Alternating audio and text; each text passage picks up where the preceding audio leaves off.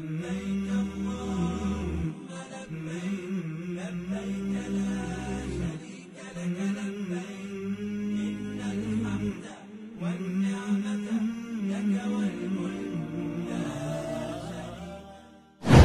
جی احرام باندھنے کا سب سے جو آسان طریقہ اور جس سے احرام کھلتا بھی نہیں ہے پورے جو عمرے میں یا حج میں اور بار بار نیچے بھی نہیں جاتا اور باندھنا بھی نہیں پڑتا، اس کے لیے سب سے پہلے آپ نے یہ احرام کو اس طرح پکڑ لینا ہے ایسے، اور یہ جو دائیں والا پلو ہے نا اس کو تھوڑا سا آپ نے اتنا اس کو آپ نے زیادہ رکھنا ہے اور دونوں سرے پکڑ کر آپ نے اس کو ادھر لے آنا، پیٹ آپ نے فل اندر کھینچ لینا اور یہ والا ہاتھ ادھر رکھ کے یہ پسلی کے ساتھ ادھر آپ نے انگلی رکھ لینی ایسے، پیٹ ایسے پیٹ کھینچے رکھنا ہے اور ادھر تک لے آنا آپ نے، یہ اس پسلی تک لا کے آپ نے اس کو ایسے پکڑ لینا اور ناف کے اوپر باندھنا آپ نے، پھر آپ نے اس کو بال دینا شروع کر دینا،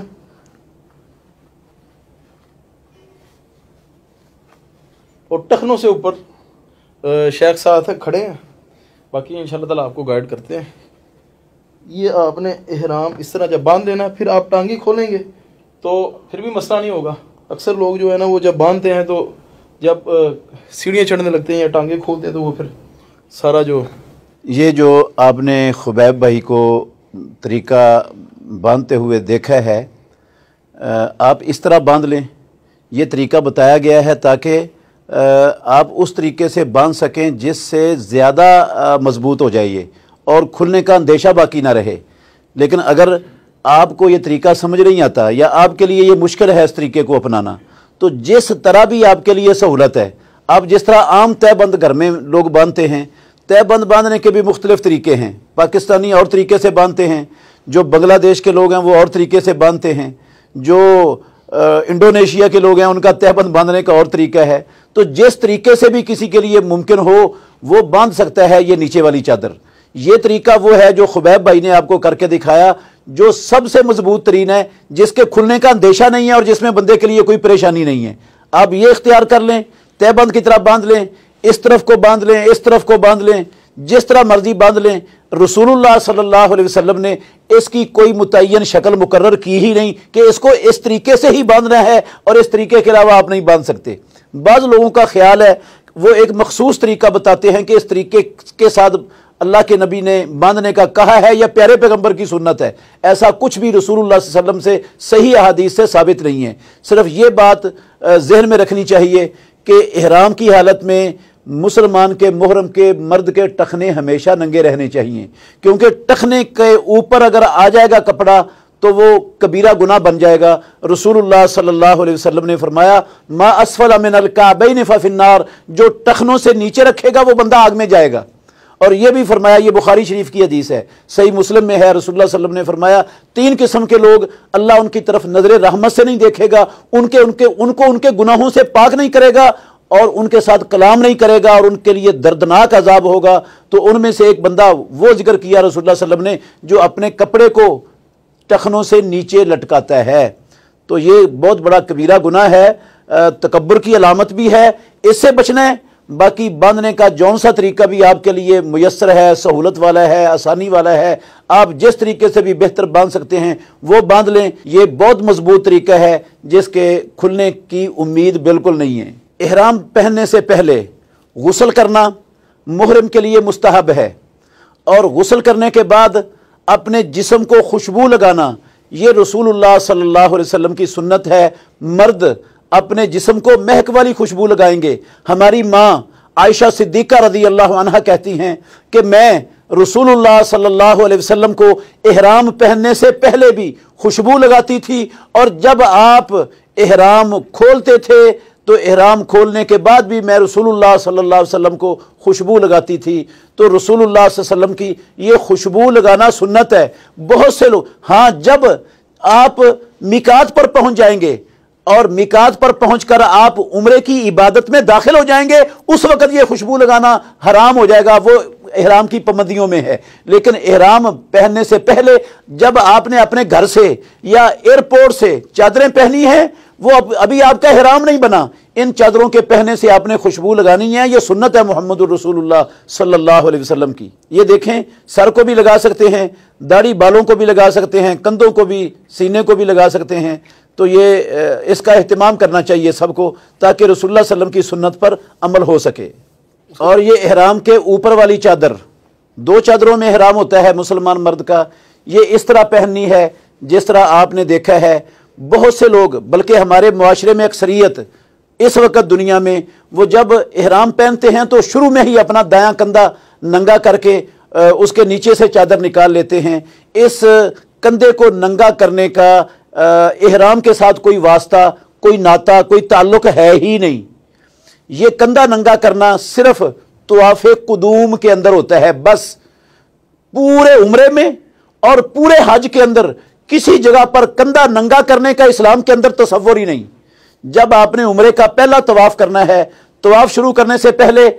आपने इस तरह कर लेना है, दाएं कंधे को नंगा करके चादर को बाएं कंधे पर डालना है। यह सिर्फ तवाफ के 7 चक्रों का अमल है बस। जब 7वां चक्कर पूरा हो जाएगा, आपने पहले की तरह जिस तरह शुरू में चादर पहनी है उसी तरह अपने कंधे को ढांक कर, तो फिर ये तवाफ की 2 रकतें कंधे को ढांक कर अदा करनी है। उसके बाद कंधा नंगा करने का तसव्वुर, नामो निशान पूरे हज की इबादत में कहीं नहीं है। तवाफ के पहले 3 चक्रों में ये जो कंधा नंगा करना होता है ना, इसको इज्तिबा कहते हैं। ये 7 चक्रों में होता है। और पहले 3 चक्रों में मुसलमान के लिए रमल करने की तरगीब दी है। मुहम्मदुर रसूलुल्लाह सल्लल्लाहु अलैहि वसल्लम ने सहाबा को हुक्म दिया है कि वो हजरे अस्वद से लेकर रुकने यमानी तक, हजरे अस्वद वाले कोने से लेकर जो हजरे अस्वद से पीछे वाला कोना है रुकने यमानी, इस तक तीनों तरफ वो रमल करेगा। और रमल का मतलब है छोटे छोटे कदम उठाकर डबल मार्च करना, थोड़ा थोड़ा तेज चलना और कंधों को हिलाकर चलना। ये देखें, ये उम्रे का जो है ना तवाफ, उसका ये हिस्सा है। बाकी किसी तवाफ के अंदर जो आपने नफली तवाफ करने हैं, या जो आपने हज का तवाफ करना है तवाफ ज़ियारत, या आपने तवाफ विदा करना है, उसमें ये वाला तरीका नहीं है। ये तरीका रमल वाला है। ये सिर्फ पहले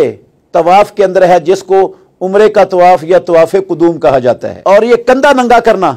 ये भी तवाफ कुदूम में है। ये तवाफ इफाजा में भी नहीं जिसको तवाफ ज़ियारत कहते हैं, ये तवाफ विदा में भी नहीं, और किसी नफली तवाफ में भी नहीं। ये कंधा नंगा सिर्फ तवाफ कुदूम में होता है बस। अच्छा शेख, ये जो आजकल इंतज़ामी तौर पर कुछ मामलात में उन्होंने सख्ती की है, और जो मताफ है ना, यानी कि खाना काबा के इर्द गिर्द, उधर सिर्फ उसको दाखिल होने देते हैं जिन्होंने एहराम पहना होता है, यानी कि जो उम्रे के लिए आते हैं। तो कुछ लोग जो है ना उधर तवाफ़ करने की गरज से, क्योंकि उधर छोटा चक्कर होता है और ऊपर बड़ा चक्कर होता है, तो हर टाइम एहराम पहने रखते हैं, यानी कि उम्रा नहीं कर रहे होते, उम्रे की नीयत भी नहीं होती, घर से एहराम पहन के आ जाते हैं। कईयों ने नीचे से पजामा या शलवार भी पहनी होती है, और सारा दिन उधर वो जो है ना तवाफ़ करते रहते हैं, फिर घर चले जाते हैं। इस बात में तो कोई शक नहीं है कि तवाफ़ बैतुल्लाह का ये अल्लाह रब्बुल आलमीन की इबादत है, और अल्लाह रब्बुल आलमीन ने कुरान मजीद में बहुत ज़्यादा तवाफ़ करने का हुक्म दिया है। तो तवाफ़ के लिए जो है ना, वो जो लोग सारी दुनिया से उम्रा करने के लिए, हज करने के लिए आ रहे हैं, उन सब का ख्याल रखना ये हमारी ज़िम्मेदारी में आता है। ये नहीं कि हमने तो अपने उम्रे के वक़्त तवाफ़ कर लिया, अब जब दुनिया के दूसरे इलाकों से लोग आ रहे हैं और हम भी उनके अंदर शामिल होकर उनको तवाफ़ करने में उनके लिए मुशक्क़त का और दिक्कत का बायस बन रहे हैं, ऐसा नहीं करना चाहिए। मेरे ख़्याल में जो सऊदी हुकूमत ने ये सख्ती की है, वो इसीलिए की है कि जो दुनिया के दूसरे कोनों से आने वाले लोग हैं, जिन्होंने ये फरीज़ा उम्रे का अदा करना है, उनको आसानी से फरीज़ा अदा करने का मौका दिया जाए। वो भीड़ की वजह से, रश की वजह से किसी दिक्कत, परेशानी और तंगी का शिकार ना हो। तो इस वजह से उन्होंने इसका एहतमाम किया है। एक तदबीरी अमर है, और इस्लाम में हुकूमत को तदबीरी अमर जारी करने का हक हासिल है। और जब कोई हुकूमत कोई तदबीरी अमर जारी कर दे तो फिर रियाया को उसका ख्याल रखना चाहिए, उसका एहतमाम करना चाहिए। इसमें نہ تو انہوں نے کسی دشمنی کی وجہ سے لوگوں کو وہاں جانے سے روکا ہے، اور نہ وہ یہ چاہتے ہیں کہ بیت اللہ کا طواف نہ ہو۔ انہوں نے صرف عوام الناس کی، لوگوں کی، اللہ کے مہمانوں کی سہولت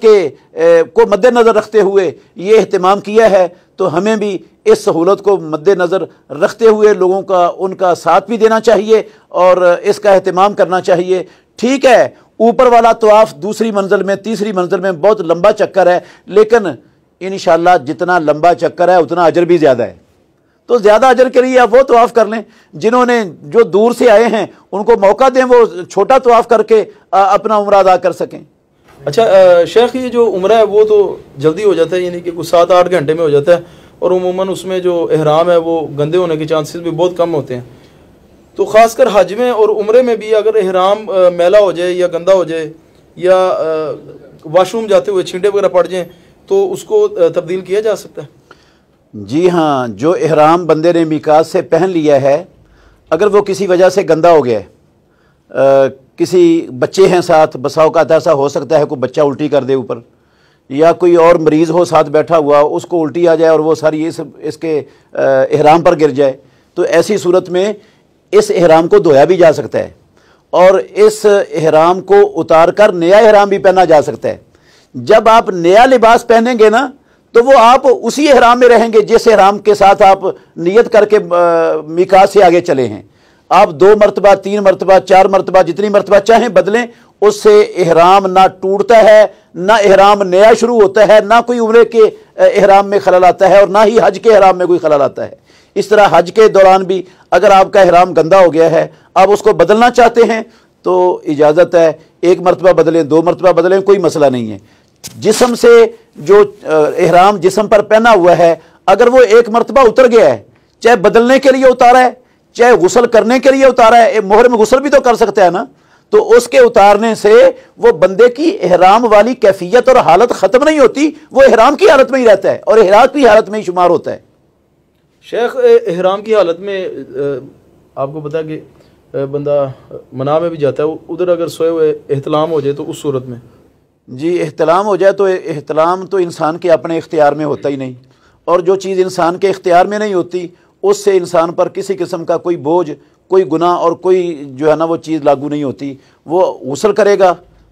اس حالت میں، اور وہ غسل کر کے اپنے ساری عبادت کو، اپنے حج کے اعمال کو جاری رکھے گا، انشاءاللہ اس کو حج کا پورا اجر ملے گا۔ شیخ، ادھر دیکھا گیا ہے جب بہت زیادہ گرمی ہوتی ہے حج کے دوران، تو ویسے تو چھتریاں ہوتی ہیں لیکن وہ چھتریاں بڑی نازک ہوتی ہیں، وہ ٹوٹ جاتی ہیں، تو کچھ لوگ گرمی سے بچنے کے لیے دوپہر کو وہ ایسے کر لیتے ہیں، ایسے، یعنی کئی دفعہ بہت شدت کی گرمی ہوتی ہے، کئی جو ہے نا وہ ایسے کر کے جا رہے ہوتے ہیں، یعنی کہ پسینہ اتنا آ جاتا ہے، پھر کئی تھوڑی دیر کے لیے نا کئی دفعہ ایسے کر لیتے ہیں، تو اس صورت میں پھر؟ جی، اگر وہ چادر کو کٹھی کر کے اپنے کندھوں پر، گردن پر ڈال لیتا ہے اور کندھے ننگے ہو جاتے ہیں جس طرح یہ ہے، تو اس میں تو کوئی حرج نہیں ہے، یہ بندہ احرام کی حالت میں ہی ہے، یہ احرام ختم نہیں ہوا اس کا، کندھوں کے اوپر بھی یہ موجود ہے، چادر بھی اس کے پاس، دونوں چادریں اس نے پہنی ہوئی ہیں، گرمی کی وجہ سے اگر اس نے اس طرح کر لیا تو کوئی مسئلہ نہیں ہے، کوئی فرق نہیں پڑتا، لیکن سر ڈھانپنے سے محمد الرسول اللہ صلی اللہ علیہ وسلم نے احرام کی حالت میں منع فرمایا ہے۔ یہ گرمی سے بچنے کے لیے سر کے اوپر چادر نہیں لینی، البتہ آپ چھتری استعمال کر سکتے ہیں، کوئی بھی چھت استعمال کر سکتے ہیں، خیمے میں بیٹھ سکتے ہیں، ٹینٹوں کے نیچے بیٹھ سکتے ہیں، ہر چیز کا سایہ استعمال کر سکتے ہیں، لیکن سر کے اوپر کوئی کپڑا، چاہے وہ چادر احرام والی چادر ہو یا کوئی اور چیز ہو، وہ سر کے اوپر نہیں رکھنی، یہ احرام کی حالت کے منافی چیز ہے، اس سے منع فرمایا ہے رسول اللہ صلی اللہ علیہ وسلم نے۔ اچھا شیخ، آپ نے چھتری کا بھی کہا ہے کہ چھتری لے سکتا ہے بندہ، تو آج کل وہ ادھر حرم میں چھتریاں آئی ہوئی ہیں جو ایک ٹوپی ٹائپ بنی ہوئی ہیں، وہ ایک شکنجا سا، وہ ایسے لے لیں تو وہ اوپر چھتری لگی ہوتی ہے، سمجھ لیں ٹوپی ہے لیکن اوپر چھتری لگی ہوتی ہے۔ جی، اس میں انشاءاللہ کوئی حرج نہیں ہے، کیونکہ وہ سر کے ساتھ ٹچ نہیں ہوتی۔ اچھا، وہ وہ سر کے کناروں پر جو ہے نا وہ ایک اس کی پٹی سی بندھی ہوتی ہے، صحیح، وہ سر کے اوپر نہیں ہوتا، اسے سر ڈھکتا نہیں ہے، اور وہ جو چھتری ہوتی ہے وہ سر سے بلند ہوتی ہے، ٹھیک تو یہ عام چھتری کی طرح، عام چھتری کے حکم میں ہی ہوگی وہ بھی۔ ٹھیک ہے، ایک بندہ ہاتھ سے پکڑتا ہے، ایک اس نے سر کے اوپر پٹی باندھ کر اس کے اوپر چھتری کو لٹکا لیا ہے، تو وہ سر ڈھانپنے کی شکل میں نہیں آتی وہ۔ عزیز بھائیو، ایک بہت بڑی غلطی ہمارے معاشرے کے اندر رواج پا چکی ہے، وہ یہ ہے کہ رسول اللہ صلی اللہ علیہ وسلم نے فرمایا ला तंतकिबुल मरातो, औरत वो इहराम की हालत में निकाब नहीं पहनेगी। तो बहुत से लोगों ने रसूलुल्लाह सल्लल्लाहु अलैहि वसल्लम के इस फरमान से ये समझ लिया है कि औरत इहराम की हालत में अपने चेहरे को खोल देगी, अपना चेहरा नंगा रखेगी, जबकि निकाब ना पहनेगी का ये मतलब लेना 100% गलत है। ना ये मतलब रसूलुल्लाह सल्लल्लाहु अलैहि वसल्लम का था, ना ये मतलब सहाबा में से किसी सहाबी ने समझा, और ना ये मतलब उम्महातुल मोमिनीन में से किसी ने, और ना ही सहाबियात में किसी ने ये मतलब समझा जो आज हमारे मुआशरे में समझ लिया गया है कि इहराम की हालत में औरत अपने चेहरे को खोल देगी, वो अपने चेहरे का पर्दा नहीं करेगी। निकाब अरबी डिक्शनरी के अंदर ये बात समझने वाली है, अरबी लुगत के अंदर निकाब उस कपड़े को कहते हैं जो खातून चेहरे के साथ चिपका लेती है, पीछे चेपी के साथ जोड़ लेती है या गिरा देकर पीछे बांध लिया जाता है, और वो चेहरे के साथ लिपटा और चिपका होता है, और उसमें से आंखें खुली होती हैं, आंखें नंगी होती हैं। ये जो इस तरह का निकाब है ना, इसकी 3 शक्लें हैं अरबी डिक्शनरी के अंदर। ये देखें, ये बच्चियां आपके सामने खड़ी हैं, ये ऊपर वाला हिस्सा है चादर का, ये इधर तक होता है, और ये जो हिस्सा है ना नीचे वाला, ये बिल्कुल आंखों के नीचे वाली पलकें इधर तक हो जाए तो इसको अरबी जुबान में, अरबी डिक्शनरी के अंदर, अरबी लुगत में इसका नाम है वसवसा। वसवसा इसको कहते हैं अरबी जुबान में। और अगर ये नीचे वाला हिस्सा थोड़ा सा ये नाक के दरमियान में आ जाए, पहले इधर था अब थोड़ा सा इधर आ गया, तो इसका नाम है निकाब। ये निकाब है अरबी डिक्शनरी के अंदर। और अगर ये थोड़ा सा और नीचे आ गया, ये नाक की नोक पर चला गया, तो इसका नाम है लिगाम। लिगाम अरबी डिक्शनरी के अंदर इसको कहते हैं। तो ये इन तीनों शक्लों में, चाहे यहां हो, चाहे यहां हो, और चाहे यहां हो, ये निकाब की शक्लें हैं जिसको वसवास और निकाब और लिगाम कहते हैं। ये इन तीनों सूरतों में ये कपड़ा चेहरे के साथ चिपका हुआ है, इससे रसूलुल्लाह सल्लल्लाहु अलैहि वसल्लम ने मना फरमाया है, पर्दे से मना नहीं फरमाया। उम्महातुल मोमिनीन हजरत आयशा सिद्दीका रदी अल्लाह अन्हा की रिवायत है, सुनन अबू दाऊद में हसन दर्जे की है, शवाहिद की बिना पर सही बन जाती है, उसके शवाहिद भी मौजूद हैं। वो कहती हैं कि जब हम इहराम की हालत में हज्जतुल वदा में रसूलुल्लाह सल्लल्लाहु अलैहि वसल्लम के साथ थी, कोई गैर महरम हमारे सामने आता था तो हम में से हर औरत अपना कपड़ा अपने चेहरे पर लटका लेती थी। तो इसका मतलब है वो चेहरा ढांपती थी इहराम की हालत में। इसी तरह फातिमा बिनते मुनजिर रदी अल्लाह अन्हा कहती हैं, हम अस्मा बिनते अबी बकर रदी अल्लाह अन्हा के साथ थी, तो हम में से हर औरत, जब कोई काफिला आता था, सवार आते थे हमारे सामने, तो हम में से हर औरत अपना चेहरा ढांप लेती थी। इसी तरह अस्मा बिनते अबी बकर रदी अल्लाह अन्हा वो बयान करती हैं कि हमने जब उम्महातुल मोमिनीन के साथ हज किया तो कोई गैर महरम हमारे सामने आता था तो हर औरत अपने सर से अपना कपड़ा अपने चेहरे पर लटका लेती थी। तो इनका सहाबियात ने यह समझा कि पर्दा करना है, लेकिन वो जो चेहरे के साथ लिपटा हुआ और चिपका हुआ कपड़ा है ना, जिस तरह आपने देखा है, ये वाला नहीं पहनना, पर्दा करना है। अच्छा शायद ये जो इहराम की जितनी भी पाबंदियां, अगर इनमें से कोई कमी बेशी हो जाती है, बंदा नाखून काट लेता है या किसी चीज़ को उधर मार देता है, तो ये पाबंदियों में से अगर कमी बेशी हो जाती है तो उसके लिए फिर क्या उसका जो है ना वो फिर हर्जाना होगा? जी, अगर बंदे से इहराम की कोई भी पाबंदी टूट जाती है इहराम की हालत में, मिसाल के तौर पर उसका बाल काटना उसकी मजबूरी बन गया है, तो वो अपने उस मजबूरी की शक्ल में बाल कटवा दे। वैसे तो पाबंदी है, लेकिन वो इस बाल कटवाने के बदले में एक जानवर, बकरा या बकरी या छतरा या भेड़, वो कुर्बानी देगा उसकी। इसको दम कहते हैं। और ये दम या तो बंदा उम्रे की नियत से अपने इलाके से गया है और मीकात से इहराम पहने बगैर गुजर गया है, तो उस पर दम लाजिम हो जाता है। या फिर इहराम की पाबंदियों में से किसी पाबंदी को तोड़ा है, ये बाल काटे हैं या नाखून तराश लिए हैं किसी मजबूरी की बिना पर, फिर ये दम बंदे पर लाजिम होता है। उसको बैतुल्लाह में एक जानवर जाकर बकरा छतरा वो ज़बह करके वहाँ के फ़ुकरा और मसाकीन के अंदर तकसीम कर देना चाहिए। बहुत से लोगों ने छोटी छोटी बेशुमार गलतियों पर दम जो है ना वो मुकर्रर किया हुआ है। वो पता नहीं कोई 100 से भी ज़्यादा दम उन्होंने हाजी पर लगा दिए हैं, یہ ان ساری باتوں کی کوئی دلیل نہ قرآن مجید کے اندر ہے، نہ پیارے پیغمبر محمد الرسول اللہ صلی اللہ علیہ وسلم کی کسی صحیح سنت اور حدیث کے اندر ہے۔ یہ سارے اپنے خیالات ہیں جو کتاب و سنت کے منافی ہونے کی وجہ سے درست نہیں ہیں۔ اگر کسی اور چیز میں بھی دم ہوتا تو جس طرح رسول اللہ صلی اللہ علیہ وسلم نے یہ احرام کی پابندی کو توڑنے کی وجہ سے دم بتا دیا، یا احرام پہنے بغیر میقات سے گزرنے والے پر دم بتا دیا، تو کوئی اور بھی غلطی کی وجہ سے دم ہوتا تو اللہ کے نبی وہ بھی بتا دیتے، کیونکہ آپ نے تو کوئی چیز چھپا کے رکھی نہیں جو اللہ رب العالمین نے آپ پر نازل کی ہے۔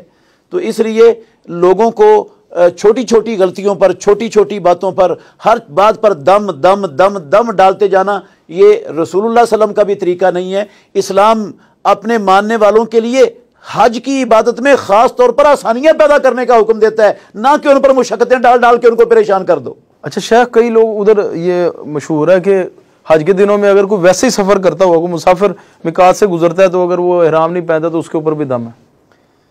نہیں، یہ بات درست نہیں ہے۔ صرف جو حج اور عمرے کی نیت سے جا رہا ہے اور میقات سے بغیر احرام پہنے گزرا ہے، اس پر دم لازم آتا ہے۔ جو حج کے لیے گیا ہی نہیں، اس پر تو احرام پہننا لازم ہے ہی نہیں کہ وہ میقات سے احرام پہن کے جائے۔ احرام پہن کر میقات سے جانا یہ حج والے یا عمرے والے کے لیے ہے، عام آدمی کے لیے نہیں ہے۔ شیخ، یہ جو دم ہے، یہ جو دم دینے والا جو وہ دم کا بکرا دیتا ہے، اس میں سے خود گوشت لے سکتا ہے؟ نہیں، خود نہیں لے سکتا۔ قربانی جو ہدی وہ کرے گا نا، ہاں جی، وہ ہدی میں سے خود کھا سکتا ہے۔ یہ دم جو دیا ہے یہ فقراء اور مساکین کے اندر ہی تقسیم کرے گا سارا۔